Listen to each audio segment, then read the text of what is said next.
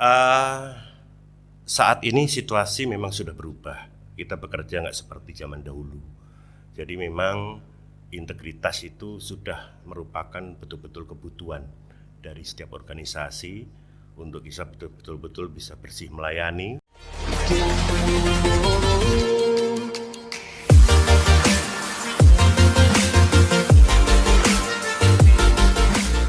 Assalamualaikum warahmatullahi wabarakatuh. Waalaikumsalam. Ya, selamat siang Bapak. Kali ini kita berjumpa dan temu kangen pastinya Pak ya dengan Bapak Jalu, di mana Bapak ini juga merupakan salah satu karutan di Batang ini. Periode 2012 sampai 2017 yang dalam masa 5 tahun tentunya banyak cerita Pak ya. Ya. Dan banyak kenangan yang ada di sini. Yang sekarang Bapak menjabat di Lapas Narkotika Cirebon. Lapas Narkotika Cirebon. Nah, di sini kan di rutan Pak ya. Kemudian Bapak pindah ke lapas. Nah, pasti banyak orang yang bertanya dan mungkin belum paham Bapak mengenai apa sih perbedaan antara lapas dengan rutan. Nah, mungkin Bapak bisa menjelaskan paling tidak pada teman-teman yang melihat podcast ini biar ya setidaknya tahulah apa itu perbedaannya seperti itu. Baik, sebetulnya perbedaan lapas dan rutan itu kalau secara umum aja yang gampang dan mudah dipahami, rutan itu merupakan tempat perawatan tahanan. Jadi orang-orang yang menjadi tahanan dan masih dalam proses dalam rangkaian pidananya, baik proses penyidikan, penuntutan maupun proses peradilan itu ditangani di rutan. Di rutan. Dan yang di lapas adalah orang-orang yang memang sudah mempunyai kekuatan hukum tetap dan yang bersangkutan sudah menjadi terpidana. Iya. Saat masuk, yang selanjutnya setelah kita catat di dalam buku register kita, berubah namanya menjadi narapidana. Oke, tentunya artinya dengan perubahan itu antara tahanan dengan narapidana tentunya berbeda juga perlakuannya Pak ya. Berbeda pastinya. Artinya ada tantangan yang berbeda pula di tingkat pimpinan seperti itu ketika menangani di rutan dan ketika menangani di lapas. Nah, Bapak sendiri seperti apa yang dirasakan ketika menangani di rutan Batang khususnya, kemudian sekarang berpindah di lapas narkotika itu seperti apa? Betul. Perbedaan yang sangat mencolok sebetulnya antara rutan dan lapas tadi dalam perlakuan terhadap narapidana. Kalau di sini masih tahanan, jadi proses yang kita lakukan adalah proses perawatan. Dan mereka masih menjadi tanggung jawab dari pihak yang menahan, itu baik kepolisian, pengadilan, kejaksaan maupun pengadilan.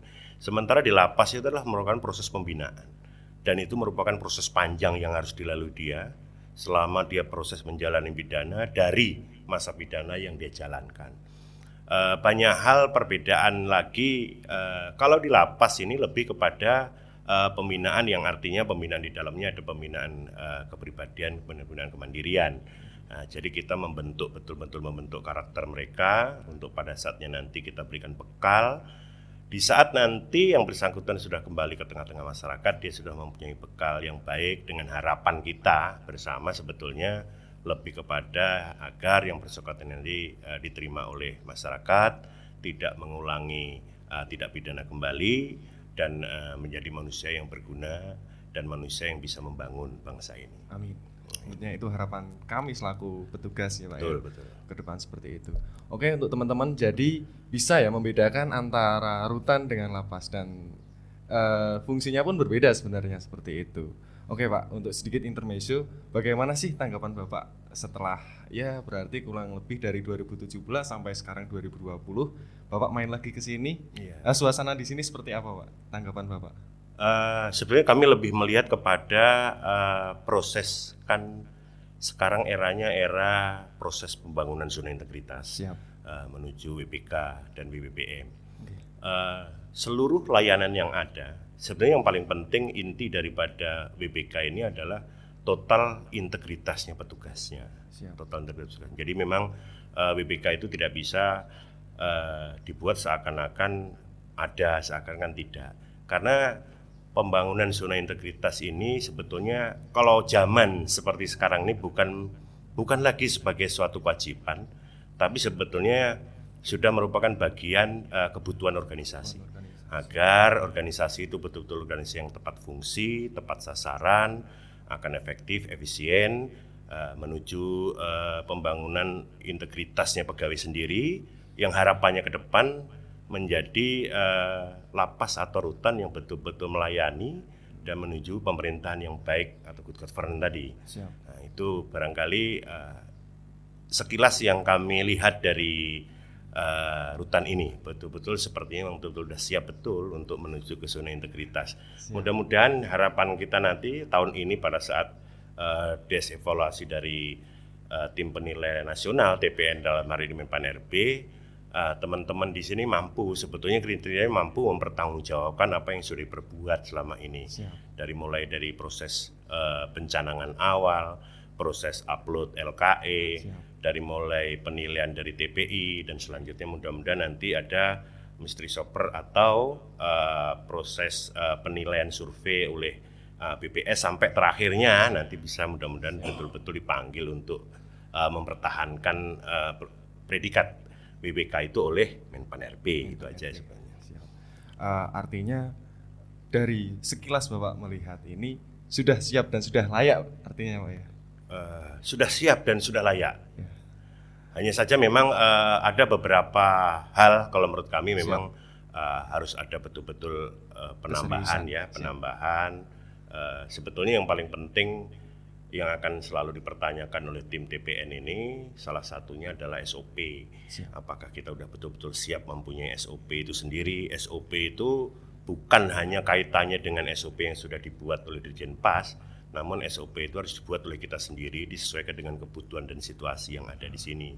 Detailnya harus ada betul itu. Artinya ada SOP yang di situ, inovasi apa yang kita buat, kemudian itu di susun SOP-nya seperti apa. Dan itu harus di-floorkan atau diungkapkan kepada masyarakat seperti itu. Disosialisasikan terus kepada masyarakat. Nah, ini berkaitan dengan penilaian selanjutnya ini Bapak, di mana kami dari Rutan Batang sendiri kan sudah lolos di tim penilai internal dan diusulkan ke tim penilai nasional. Nah, kiat-kiat apa ini atau tips and triknya untuk menghadapi itu? Mohon petunjuk Bapak. Sebetulnya yang paling penting yang pertama harus ada komunikasi ya dari tim survei. Tim survei kita itu adalah pihak BPS. Artinya tidak ada yang salah seandainya kita sekarang ini dikomunikasikan dengan BPS. Paling tidak teman-teman kita ini sampai masa nanti survei itu betul-betul memahami apa sebetulnya survei itu. Survei yang baik itu akan seperti apa. Jadi kalau perlu dipanggil dari BPS datang kemari untuk bisa memberikan penguatan kepada kita. Sehingga nanti setelah selesai penguatan kita bisa melakukan sendiri survei itu sendiri. Dan itu kalau bisa memang dilakukan setiap hari di saat jam kerja, di saat kita mulai melayani itu. Pada saat itu semua sudah dilakukan, mudah-mudahan nanti kalau tim BPS itu betul-betul datang, di sini sudah siap. Karena memang masyarakat khususnya warga binaan dan keluarga ini, masyarakat dan warga binaan yang tidak terbiasa menerima survei itu. Jadi kebanyakan masyarakat sendiri menolak, warga binaan sendiri menolak kalau tidak kita biasakan dari sekarang. Seperti itu barangkali salah satu kiat-kiat itu. Dan yang paling penting itu adalah bagaimana di saat orang datang. Di saat orang datang, baik itu orang yang baru pertama kali datang ke sini, begitu masuk ke halaman rutan itu, dia sudah tidak bingung lagi akan kemana. Efektifnya yang paling efektif adalah disiapkan betul-betul duta layanan. Paling tidak harus ada penambahan pos wasrik di depan. Pos wasrik itu sebisa mungkin memang seluruh pintu tertutup. Jadi setiap petugas atau pegawai atau pengunjung yang akan datang itu pasti melalui wasrik dulu. Itu yang paling efektif. Artinya ketika pengunjung itu datang, dia tidak bingung. Kemudian seolah-olah seperti dituntun. Dia harus kemana? Dia tahu apa yang harus dia lakukan. Seperti itu. Artinya memang berubah fungsi, di mana dulu mindset dulu pegawai adalah dilayani dan sekarang pegawai harus melayani masyarakat, seperti itu Pak ya? Betul. Dan selain itu barangkali memang di depan harus disiapkan alur. Alur. Jadi sekalipun petugas ini nanti menyapa pengunjung, sebaiknya memang ditunjukkan bahwa kita punya alur. Alur kita adalah ini, selanjutnya tetap diantar dulu sementara. Jadi paling tidak kalau orang ini merupakan mystery shopper, paling tidak yang akan dilihat adalah ada alurnya jelas, ya, seperti itu. Iya. Mungkin itu aja Bapak yang Baik. Kita butuhkan dari apa satu kesan dari Bapak, kemudian kiat-kiat yang khususnya yang kita butuhkan seperti itu. Kemudian mungkin ada sedikit closing statement untuk kami khususnya petugas Rutan Batang, kemudian untuk ya demi kebaikan rutan ini ke depan Bapak. Baik. Monggo. Saat ini situasi memang sudah berubah. Kita bekerja nggak seperti zaman dahulu. Jadi memang integritas itu sudah merupakan betul-betul kebutuhan dari setiap organisasi untuk bisa betul-betul bisa bersih melayani kepada seluruh petugas, seluruh pengunjung, masyarakat, dan itu terus diinternalisasikan atau disosialisasikan baik kepada seluruh pengunjung atau masyarakat dan warga binaan. Paling tidak setiap orang di sini sudah tahu bahwa saat ini Rutan Batang itu berproses menuju zona integritas. Kita sedang membangun, kita sudah berkembang, kita mencoba menghidupkan satu budaya pelayanan yang lebih baik daripada sebelum-sebelumnya dulu. Walaupun dari dulu sebetulnya kita sudah mulai itu, tapi paling tidak itu harus terus dilaksanakan. Karena memang penghuni yang di sini kan akan bergantian dan masyarakat yang akan datang sini pun juga akan bergantian. Siapkan itu semua, mudah-mudahan predikat PPK itu bisa melekat di Rutan Batang di tahun 2020 ini. Itu yang paling penting. Amin.